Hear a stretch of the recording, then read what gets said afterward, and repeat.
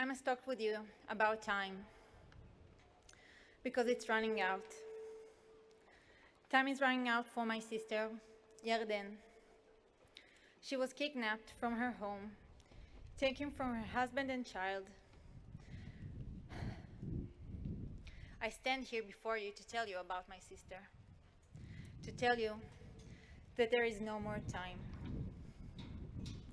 Just 2 weeks ago, we felt we had all the time in the world. We traveled together as a family with Yarden, her husband Alon, and their daughter, my niece, Geffen. We felt the time is by our side. We enjoyed every second together. But then, everything changed. 15 days ago, terrorists broke into the home of our family in Kibbutz Be'eri, where Yarden visited with Alon and Geffen. At first, they took Ineret, Yarden's mother-in-law, Geffen's grandmother, who moments later was shot in the head, a few meters from her home. Then they took Carmel, Yarden's sister-in-law.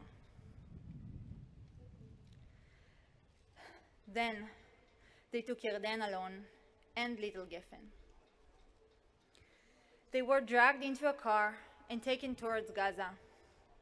Just before reaching the border, in a split-second decision, Yarden and Alon jumped from the moving car, Yarden holding Geffen in her arms, desperately trying to save her child. They ran for their lives while the terrorists chasing them, shooting at them.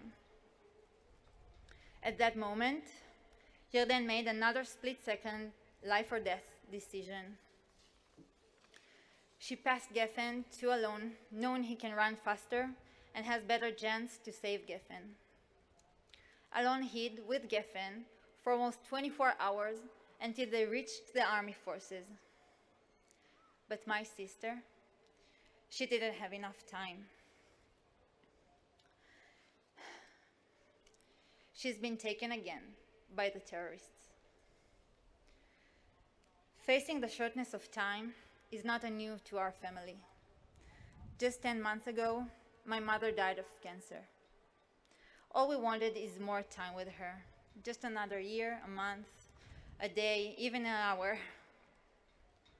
When my mother passed away, Yarden's daughter Geffen was only 2 years old. Today she is 3 years old and already lost another grandmother. She should not lose her mother also. I should not lose my sister. This is not the time. If Yarden doesn't return, all the mothers in my life, in Geffen's life, will be gone. My mother's death was unavoidable.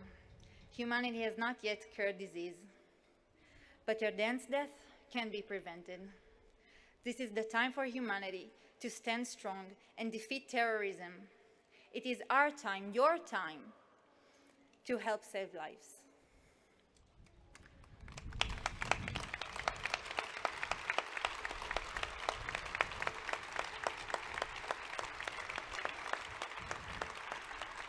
I also stand before you as the granddaughter of Lotte, who was born and raised in Bavaria, but escaped this country, the day after Kristallnacht to survive.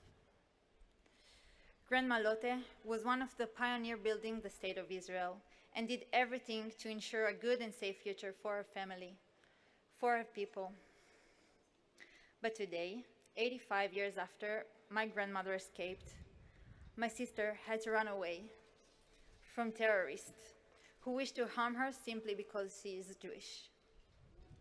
85 years after my grandmother escaped Germany, I return here asking for your help. I ask you now to take a moment and imagine the last birthday you celebrate with your family, the last birthday of your sister, or your brother. Imagine they are not there. Imagine you are waiting for them, but they just don't come. Imagine you have no idea where they are. You can't hug them, you can't write, you can't sing happy birthday song. Please imagine this. Because for me, it is a reality. Today is my sister's birthday. I stand here before you, alone, not knowing where she is and unable to hug her. I'm asking you, don't leave me alone. We still have a chance for a small happy ending.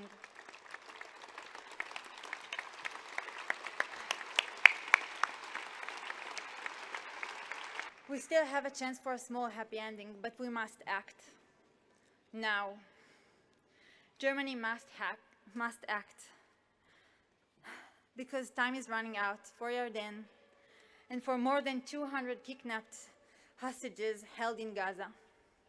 Girls, baby, grandmothers. I'm asking you now to stand by my side. Help me, wish her well.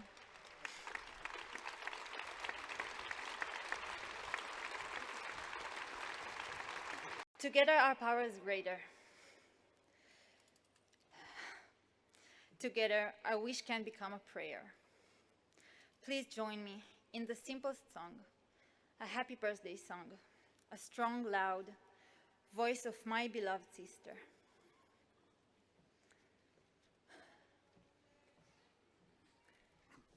Happy birthday to you. Happy birthday to you. Happy birthday, dear Alden. Happy birthday.